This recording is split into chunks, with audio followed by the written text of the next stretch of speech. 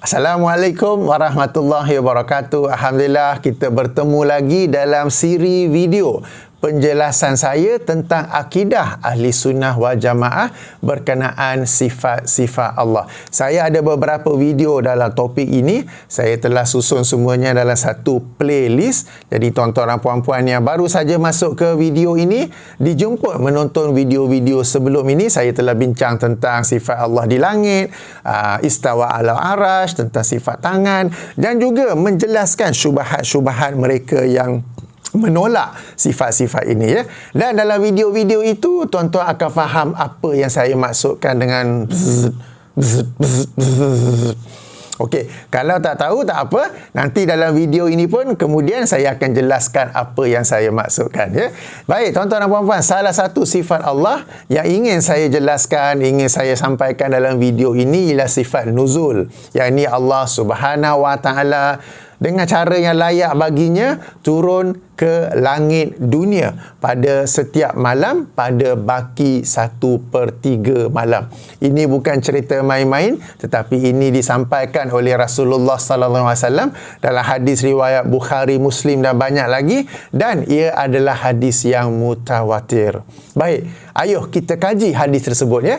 Bagi tuan-tuan dan puan-puan yang memiliki kitab hadis, sila rujuk dalam Sahih Bukhari hadis nombor 1077. Jika ikut penomboran Fathul Bari, nombor 1145. Jika Sahih Muslim, rujuk hadis nombor 1261. Jika penomboran Syarah Sahih Muslim oleh Imam An-Nawawi, rujuk hadis nombor 758, ya. Ia daripada Abu Hurairah radhiyallahu anhu. Saya sedang baca Sahih Muslim sekarang ini. Anna Rasulullah sallallahu alaihi wasallam qala yanzilu rabbuna tabaraka wa ta'ala kulla lailatin ila sama'id dunya hina yabqa sulusul lailil akhiru fayaqulu man yad'uni fa astajiba lahu wa man yas'aluni fa'u'tiyahu wa man yastaghfiruni fa'aghfira lahu. Bahwasanya Rasulullah sallallahu alaihi wasallam bersabda, Tuhan kami tabaraka wa ta'ala turun ke langit dunia pada setiap malam, yakni pada baki 1/3 yang terakhir. Okey. Lalu Allah berfirman, lalu Allah bertanya, siapakah yang berdoa kepadaku, maka aku akan memakbulkan baginya. Siapakah yang sedang meminta daripadaku, maka aku akan mengurniakan kepadanya. Dan siapakah yang sedang meminta ampun kepadaku, maka aku akan mengampuni baginya. Okey. Jadi di bahagian awal hadis yang menerangkan bahawa Allah tabaraka wa ta'ala turun ke langit dunia pada setiap malam, yakni pada baki yang terakhir 1/3 malam, itulah yang disebut sebagai nuzul ataupun sifat nuzul bagi Allah Subhanahu wa taala. Tuan-tuan dan puan-puan yang dirahmati Allah, baik bagi hadis ini mahupun pada hadis-hadis lain ataupun ayat-ayat Quran lain yang menerangkan tentang sifat Allah, kita sebagai seorang Muslim hanyalah beriman kepadanya.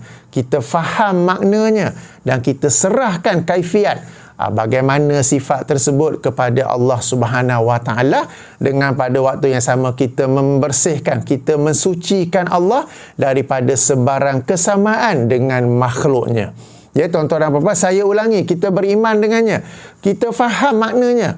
Bukan nak kata makna tu diserah kepada Allah. Jika makna tu diserah kepada Allah, sekian banyak ayat Quran, sekian banyak hadis yang menerangkan sifat-sifat Allah, ia menjadi apa? Tak faham? Apa? Tak tahu? Tidak, bukan begitu. Yang diserahkan kepada Allah, yang tafwid kepada Allah ialah kaifiat ataupun bagaimana sifat tersebut, ya. Yang penting kita mensucikan Allah daripada memiliki sebarang kesamaan dengan mana-mana makhluk, ya. Dalam erti kata lain, kita beriman dengan sifat-sifat Allah, baik dalam hadis nuzul yang saya baru baca ini, mahupun dalam hadis-hadis lain, mahupun dalam ayat-ayat Quran yang lain, tanpa tahrif ataupun tanpa takwil, yakni tanpa mengalih lafaznya tu kepada sesuatu yang lain, tanpa taktil, tanpa membatalkannya, tanpa mengingkarinya, tanpa menolaknya, tanpa takyif, tanpa membicarakan bagaimana sifat tersebut, dan tanpa tamsil, tanpa memisalkannya, tanpa menyerupakannya dengan mana-mana makhluk. Tuan-tuan dan puan-puan, ini adalah satu subjek yang penting yang kita terima saja. Allah Subhanahu wa taala describes himself in the Quran and in the hadith with so and so attribute. We just believe in it and accept it. Who are we to say that it is not right to say so? Who are we to say no, the actual meaning is that we have to change, we have to takwil? Who are we to say that? Allah in all His Majesty has described himself in the Quran and through the tongue of His Prophet sallallahu alaihi wasallam, as how has reached us through the authentic hadith. Just believe in it. Do not say no. Do not say, oh, cannot be. We must change it. Kita kena takwil. Jangan begitu, tuan-tuan. Siapalah kita ni yang nak mentakwil, yang nak menolak, yang nak mengingkari, yang nak gaul kepala. Mana boleh. Padahal Allah yang telah menceritakan tentang sifat-sifatnya dalam Al-Quran dan hadis, maka kita terima saja, beriman saja, faham makna dan kaifiatnya diserahkan kepada Allah Subhanahu taala. Ini satu poin penting ya tuan-tuan dan puan-puan, dan hadis ini juga ia menjadi motivasi kepada kita untuk memperbanyakkan doa, memperbanyakkan istighfar pada baki 1/3 malam. Bagi yang dapat bangun solat, lagi bagus solat qiyamul lail, dan sambil itu kita berdoa kepada Allah dalam sujud di rakaat terakhir sebelum salam. Bagi yang tak dapat solat, katakanlah letih sangat, katakanlah ngantuk sangat, katakanlah sedang bekerja shift malam, katakanlah di dalam ward sedang sakit tak boleh bangun solat, katakan muslimat yang sedang haid, tak mengapa, angkat tangan berdoa saja ya, sebab Allah SWT bertanya, siapakah di kalangan hambanya yang hambaku yang berdoa, maka aku akan memakbulkan baginya. Siapakah yang meminta padaku, maka aku akan mengurniakan kepadanya. Dan siapa yang meminta ampun kepadaku, maka aku akan mengampuni baginya. Tuan-tuan dan puan-puan yang dirahmati Allah, terhadap hadis nuzul ataupun sifat nuzul ini, generasi salafus soleh, yang ini 3 kurun yang awal, mereka seperti yang mana saya kata tadi, beriman kepadanya, memahami maknanya, menyerahkan tafwid kaifiatnya kepada Allah dan mensucikan Allah daripada apa-apa kesamaan dengan makhluk. Generasi terkemudian di kalangan khalaf, okey, di kalangan mereka terbahagi 2. Ada yang mentakwilkannya, ada yang tidak mentakwilkannya. Yang mentakwilkannya berkata, tak, bukan Allah yang turun, tetapi rahmatnya yang turun, atau malaikatnya yang turun, atau urusannya yang turun. Lalu mereka mentakwilkan hadis ini ya. Tetapi bila dikaji, takwilan mereka itu tidaklah tepat. Sebab kalau kita kaji lafaz hadis ini, Allah berfirman, man yad'uni, sesiapa yang berdoa kepadaku. Kita tidak boleh berdoa meminta daripada malaikat, kita tidak boleh meminta ampun kepada malaikat, kita tidak boleh meminta daripada rahmat, kita memang minta daripada Allah. So yang turun tu, yang nuzul tu memang Allah, bukanlah ditakwilkan kepada sesuatu yang lain. Jadi takwilan itu tidak tepat kerana 2 sebab. Pertama, jika kita kaji keseluruhan hadis, akan nampak tak kena takwilan itu. Kedua, jika kita kaji lafaz yang lain, dalam Sahih Muslim juga, dalam hadis sebelahnya atau bawahnya, rujuk Sahih Muslim hadis nombor 1262. Okey, 1262. Daripada Abu Hurairah juga radhiyallahu anhu, beliau berkata, an Rasulillahi sallallahu alaihi wasallam qala yanzilullahu ila sama'id dunya kulla lailatin khina yamdi sulusul lailil awwalu fayaqulu anal maliku man zallazi yad'uni fa astajiba lahu man zallazi yas'aluni fa u'tiyahu man zallazi yastaghfiruni fa aghfira lahu fala yazalu kazalika hatta yudi al fajr. Okey, yang poin penting di sini Allah berfirman, Ya, ana malikul, ana malikul. Memang Allah yang turun, bukan ditakwilkan kepada sesuatu yang lain. Jadi takwilan itu tak betul. Sebab tu saya kata di kalangan generasi kemudian sebahagian takwil, sebahagian lagi nak takwil juga, tapi macam tak kena pula kalau jadi takwil tu. Okay, jadi mereka tidak mentakwilnya dan mereka berpegang kepada hadis ini sebagai salah satu sifat Allah sebagaimana yang dipegang oleh generasi salafus soleh. Ini syubhat pertama. Syubhat pertama ialah sebahagian ulama khalaf yang terkemudian yang mentakwilkannya, dan takwilan mereka itu ternyata tidak betul sebagaimana lafaz hadis dan juga lafaz kedua di mana Allah sendiri sebut anal maliku, anal maliku, ya. Baik. Syubhat kedua pula datang bukan daripada para ulama, tak, daripada ustaz-ustaz. Sebahagian ustaz-ustaz di Malaysia ni, mungkin juga Nusantara, tak apa, kita fokus di Malaysia ni, yang ghulu, yang melampaui batas dalam membenci salafi, dalam membenci salafiyah. Lalu mereka membuat tuduhan. Jadi ini bukanlah akidah salafi, tetapi segelintir ustaz-ustaz yang ghulu dalam mengkritik salafi, mereka membuat tuduhan, mereka membuat syubhat bahawa apabila kamu wahai salafi, ini mereka katalah, apabila kamu wahai salafi memegang pada zahir hadis bahawa Allah ini turun ke langit terbawah, maknanya di atas Allah ada makhluk-makhluk yang lain, yakni langit kedua, ketiga, keempat, kelima, keenam, ketujuh. Jadi kamu ni wahai salafi secara tidak langsung ataupun secara tak sedar telah pun merendahkan Allah, kerana Allah ini maha tinggi, mana boleh ada makhluk lain di atasnya. Itu syubhat mereka. Ada juga yang lagi teruk yang berkata, apabila kamu berkata Allah ini turun secara zahir, apabila kamu berpegang kepada hadis ini secara zahir, secara literal, maknanya kamu berkata Allah ni bergerak dari satu tempat ke tempat yang lain, dari satu tempat tinggi ke satu tempat rendah. Ini mereka yang kata, tak, bukan salafi yang kata, jangan keliru, ya. Dan ada yang lagi teruk yang melontarkan syubhat. Dia berkata, atau mereka berkata, bumi ni berpusing, dan pada waktu malam di setiap lokasi akan ada tempat yang 1/3 malam secara berterusan. Sebab bumi ni berpusing, malam bumi tu berpusing, akan ada satu tempat di bumi ini dalam 24 jam itu yang sedang mengalami baki 1/3 malam. Bererti mereka ni berhujah Allah ni sentiasa berada di langit bawah. Habis tu hampa ni, wahai salafi, hampa kata Allah ni bersemayam di arasy. Tapi sekarang hampa kata Allah ni di langit dunia. Dan langit dunia ni sepanjang malam, sepanjang masa. Habis tu arasy tu kosong lah.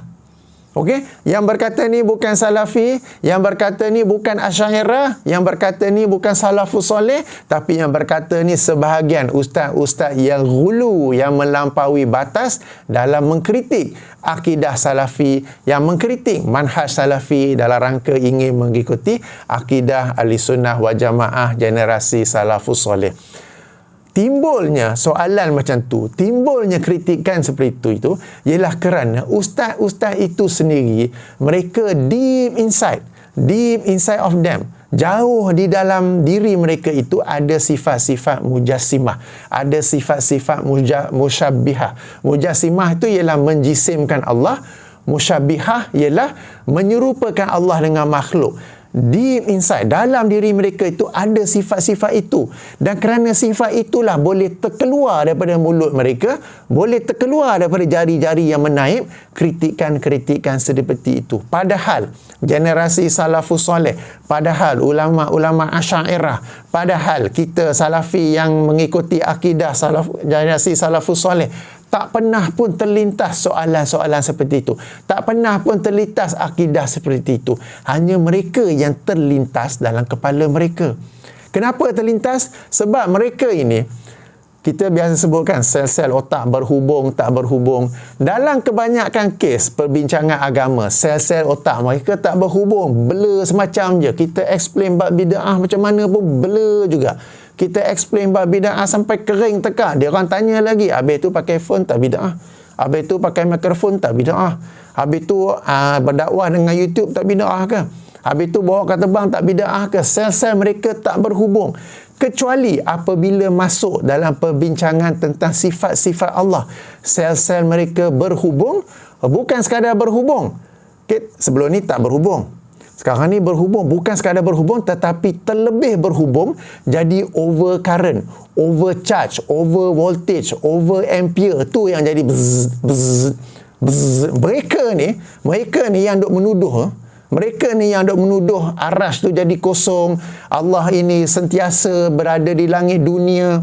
Mereka ni kalau mereka tidur, kemudian mereka terjaga pukul 4 pagi, rasa tekak kering nak minum air. Rumah dia orang 2 tingkat. Dia orang keluar bilik tidur, turun tangga nak ke dapur ambil air. Sambil turun tangga tu, dia orang bzz, bzz, bzz. Sebab mereka terlintas, Allah turun macam aku turun ke? Tak. Tak. Itu tu yang Salafi tu, itu tu yang Wahabi tu. Tak. Mereka sendiri yang nak turun tangga tu pun jadi bzz, bzz, bzz, bzz. Kemudian mereka turun, ambil air, duduk di kerusi meja makan nak minum, kan lepas nampak kerusi kosong. Tapi bzz, bzz, bzz. Ni arasy kosong ni, sebab Allah telah berpindah daripada arasy ke langit dunia. Mereka inilah sebenar-benarnya mujassimah. Mereka inilah sebenar-benar musyabbihah. Tetapi mereka tak nak mengaku. Mereka menuduh orang-orang lain. Sebab orang-orang lain macam saya, rakan-rakan saya dan sekian banyak umat Islam sekarang ini pun yang berpegang kepada akidah salafus soleh berkaitan dengan sifat-sifat Allah, memang kita berpegang kepada zahir hadis. Tetapi dalam rangka kita berpegang kepadanya, dalam rangka kita berakidah dengannya, dalam rangka kita beriman dengannya, tak terlintas pun soalan-soalan macam tu. Saya sendiri bila dengar seorang ustaz tu dalam ceramah YouTube dia menyebut sedemikian, saya pun macam terkejut. Punya lama aku berakidah dengan akidah ni, tak pernah terlintas pun soalan tu.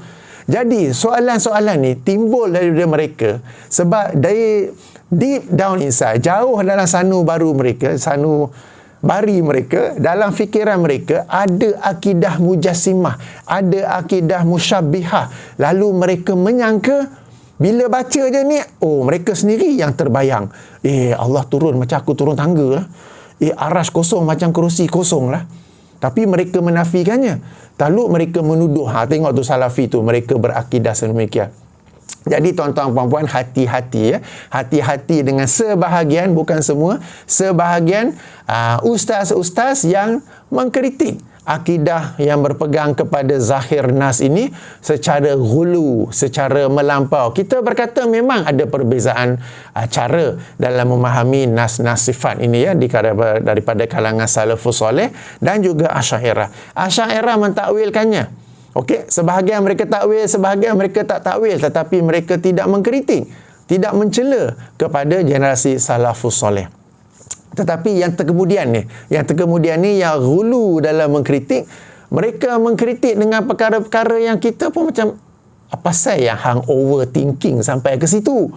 Apa saya yang hang dalam macam-macam benda lain punyalah blur, punyalah tak reti, dalam bab bid'ah tak faham-faham, tapi dalam bab ni bukan sekadar sel-sel otak berhubung, tapi terlebih berhubung sampai dia overthinking, sampai dia bzz, bzz, bzz. Ini yang saya masukkan tu. Okey, jadi syubhat kedua ni dilontarkan oleh mereka yang sebenarnya, mereka itulah yang sebenarnya yang mujassimah, yang menjisimkan Allah. Mereka itulah sebenarnya yang musyabbihah, yang menyerupakan Allah dengan makhluk. Mereka mentakwil sifat nuzul kepada yang lain, lalu mereka menuduh orang-orang yang berpegang kepada sifat nuzul sebagaimana datang dalam hadis-hadis yang sahih ni sebagai orang yang, macam saya kata tadi lah, habis ni arasy tu kosong lah sebab Allah sentiasa di langit terbawah. Habis tu Allah ni berada di bawah makhluknya lah, sebab langit dunia tu yang ke bawah, di atas Allah tu ada langit kedua, ketiga, keempat, kelima. Mereka memahami nas-nas ini sebagaimana pemahaman makhluk, sebagaimana perbuatan makhluk. Dan mereka ini terhadap nas ini sahaja. Adapun apa yang Allah ceritakan tentang dirinya dalam ayat-ayat lain, mereka tidak pula mengatakan itu mujassimah ataupun musyabihah. Mereka boleh menerimanya. Tuan-tuan dan puan-puan, saya nak bagi 3 contoh. Baik dalam kes nuzul maupun dalam kes lain, kes istiwa ke, kes Allah fis sama ke, dalam kes Allah ada tangan apa semua tu ya. Baik, mari kita rujuk surah As-Sajdah. Surah As-Sajdah, surah nombor 32 ayat nombor 4. Tentang summa stawa alal arsh ya, tentang Allah istawa alal arsh. Okey, ada 7 ayat ya dalam Quran yang menyebut tentang istawa. Saya pilih surah As-Sajdah ini kenapa? Sebab kita orang lelaki hari Jumaat pergi sembahyang Jumaat kan, imam akan baca surah ini. Walaupun subuh tu sekarang ni lambat, sekarang ni subuh lebih kurang 6.20, yang duduk di Lembah Kelang ni nak kena cepat pergi office, imam ni dia tak faham.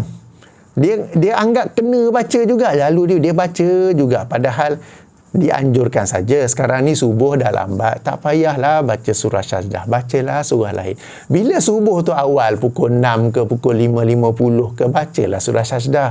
Tapi ada nak baca juga surah Sajdah, tapi dia tahu masa tak cukup, ramai yang datang sembahyang subuh, lepas tu nak terus ke pejabat, lalu dibaca dengan laju.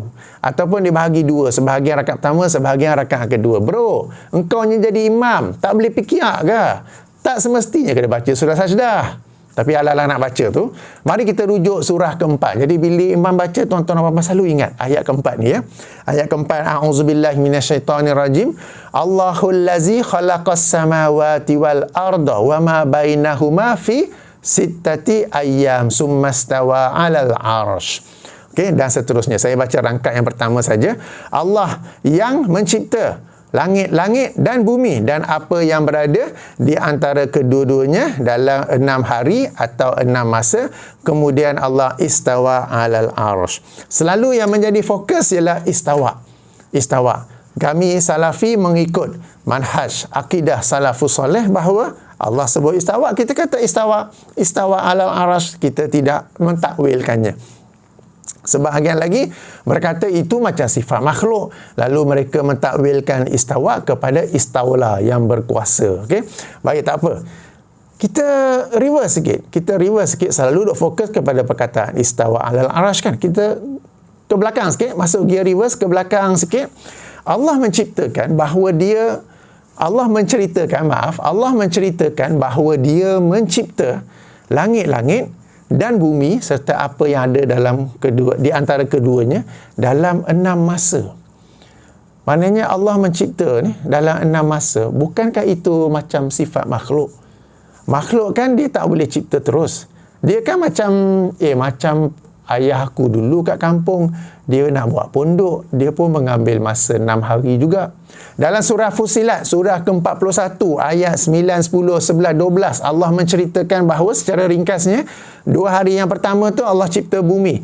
Lagi 2 hari tu Allah cipta gunung-gunung sebagai pasak dan segala apa yang ada sebagai rezeki kepada makhluk bumi. Dan baki lagi 2 hari tu Allah mencipta langit. Okey, 7 lapisan langit. Surah Fussilat, surah nombor 41, ayat 9, 10, 11, 12. Okey, sila rujuk ke sana. So, sekarang ni Allah mencipta seperti mana, okey, ini sebagai contoh ya, Maha Suci Allah daripada sebarang kesamaan dengan makhluk. Ini sebagai contoh bagi memahamkan orang-orang yang, okey, sekarang ni kalau kita baca ayat ni, ini bukan macam sifat makhluk ke? Bahawa mencipta sesuatu tu mengambil masa 6 hari. Tapi tak ada pula orang nak takwil. Dan boleh pula semua, tak ada perbezaan pandangan, semuanya boleh beriman bahawa Allah mencipta langit dan bumi dalam 6 masa. Tak ada pula siapa-siapa nak takwil tu. Tak ada pula siapa-siapa kata aku beriman secara zahir, aku mentakwil, hang pegang secara zahir, hang ni menuduh Allah ni macam makhluk. Tak timbul kan? Kenapa tak timbul? Kenapa boleh beriman saja, boleh terima saja, boleh faham maknanya? Kaifiat diserahkan kepada Allah. Boleh faham kan? Allah mencipta langit dan bumi dalam 6 masa. Macam atuk aku kat kampung dulu, dia buat wakaf tempat aku lepak-lepak, dia buat bangun foundation 2 hari, dia buat dinding tempat duduk lagi 2 hari, lepas tu dia buat bumbung lagi 2 hari, 6 hari. Boleh kan? Tapi tak ada pula nak tuduh ini macam makhluk. boleh pula menerimanya. Ini pertama. Yang kedua, Allah mencipta ini dalam 6 ayam. Ayam ni plural kepada hari. In 6 days. Okey, kebanyakan terjemahan nak kata in 6 time. Dalam 6 masa. Tak apa. Baik hari ataupun time ataupun masa. Masa ini ialah makhluk Allah. So macam mana ni? Allah ni perlu kepada makhluknya ke? Allah ni berhajat pada makhluknya ke? Sebagaimana kalian menuduh, apabila Salafi berkata Allah ni istawa alal arash, kamu menuduh, Allah ni berhajat kepada arash ke? Kami tak berkata sedemikian. Kalian yang menuduh tu. Ustaz-ustaz yang menuduh tu. Dia orang menuduh, Allah ni berhajat kepada arash ke? Habis tu, sebelum Allah cipta arash, Allah di mana? Kan? Jadi sekarang ni nak tanya balik, kamu boleh pula beriman bahawa Allah mencipta langit dan bumi serta yang ada di antara kedua-duanya adalah 6 masa. Masa tu makhluk Allah. Jadi Allah ni tertakluk pada masa ke? Tak kan? Tapi boleh beriman dengan ayat ni kan? Boleh kan? Kenapa? Sebab Allah menceritakannya, kita beriman saja. Allah SWT boleh buat apa saja yang dia nak dengan kun fayakun. Kun fayakun serta-merta jadi. Tetapi Allah memilih untuk menceritakan kepada kita bahawa dia mencipta langit dan bumi ini bukan dengan kun fayakun, tetapi mengambil 6 masa. Allah sendiri pilih. Allah SWT is able to do things kun fayakun. But He chose to describe to us that He created the heavens and the earth and whatever in between it in 6 days. And we accept it. And we believe in it. And we understood it. We did not question about it. So why are we questioning after that when Allah say He istawa alal arash? Ayat yang sama. Rangkap yang sama. Kan, sebab sekali lagi saya ulangi, kalau nak fikir mencipta dalam 6 tu pun macam makhluk mencipta barang. Makhluk mana boleh buat serta-merta kan?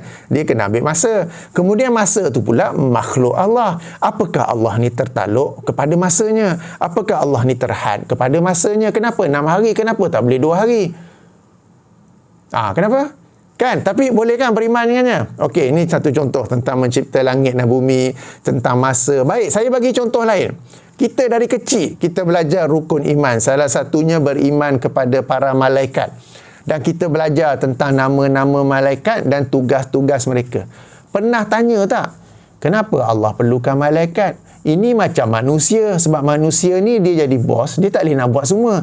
Maka dia kena ada orang-orang bawahnya. Ini macam Perdana Menteri. Dia ada Perdana Menteri, dia ada menteri-menteri di bawahnya.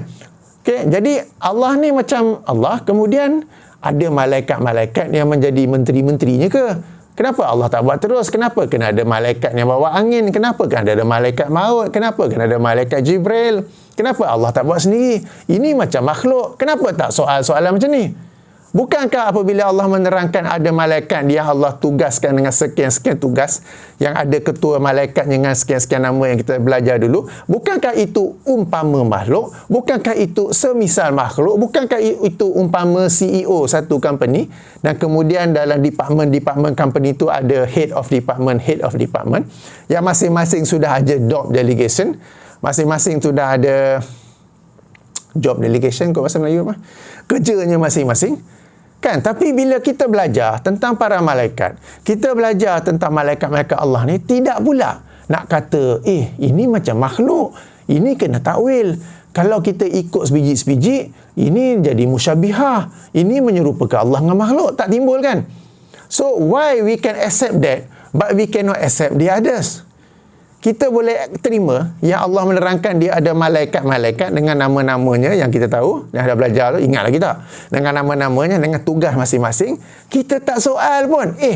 Kenapa ni macam manusia lah, macam Perdana Menteri dengan menteri-menterinya. Cuma malaikat ni semuanya jujur, amanah, bersih lah. Tak adalah yang macam menteri-menteri. Okay, tak sebut lah kan. Okay? Beza di situlah. Tapi macam, macam makhluk je. Tak timbulkan soalan tu kan? So, kenapa kita boleh terima? Kenapa kita boleh beriman saja dan tanpa bertanya? Kita beriman, kita faham, tapi kita tak tanya lebih kan? Kita tak tanya kaifiat, tahu kan? Boleh beriman kan? Kita boleh beriman. Allah mencipta langit dan bumi 6 hari. Kita tak tanya kan lebih-lebih? Kita faham kan? Tak tanya lebih. Kita faham Allah mencipta langit bumi ni dalam 6 hari. Atau sebut yang lebih tepat ialah 6 masa. Okey, tak apa. Tak pula timbul soalan, masa ni makhluk Allah. Allah ni tertakluk pada makhluk. Mana boleh kita kena takwil. Mana boleh pegang zahir. Itu musyabihah. Tak timbul kan? Jadi sekarang ni kenapa anda, wahai orang-orang yang tidak boleh menerima sifat-sifat Allah ni sebagaimana yang Allah khabarkan, anda boleh terima sebahagian yang Allah khabarkan tentang dirinya dan anda tidak boleh terima sebahagian yang lain? Apakah anda sebagaimana ahli kitab yang Allah kritik dalam surah Al-Baqarah ayat 85? Apakah kalian beriman kepada sebahagian kitab dan ingkar kepada sebahagian yang lain? Surah Al-Baqarah ayat 85, tengok kat tengah tu sikit tu. Okey, apakah kalian wahai ahli kitab beriman kepada sebahagian kitab dan engkau kafir kepada sebahagian kitab yang lain? Engkau beriman bahawa Allah ni mencipta langit dan bumi dalam 6 masa. Engkau beriman Allah pun menyebut masa. Engkau beriman Allah pun ada malaikat-malaikat yang membuat tugas-tugas untuknya. Boleh pula beriman, tak timbul soalan ini umpama makhluk, ini musyabihah. Tak pula timbul macam-macam soalan, macam-macam kritikan, macam-macam takwilan yang anda buat terhadap sifat-sifat Allah yang lain. Why the double standard? Why you can accept half? Why you can accept some, you cannot accept some? Dan bahagian kalau kita, ini saya bagi 3 contoh tentang penciptaan langit bumi, tentang masa, tentang malaikat. Kalau kita fikir pun nanti ada contoh-contoh lain juga yang semua orang terima. Kenapa istawa ala arasy tak boleh terima? Kenapa Allah ada sifat nuzul tak boleh terima? Kenapa nak bertanya soalan seperti makhluk? Arasy tu kosong lah, Allah turun. Allah ni bergeraklah satu arah ke satu arah lain. Jadi mereka yang menimbulkan syubhat kedua ni, mereka itu sendiri, saya ulangi, dalam diri mereka itu sendiri ada sifat-sifat mujassimah, ada sifat-sifat musyabbihah.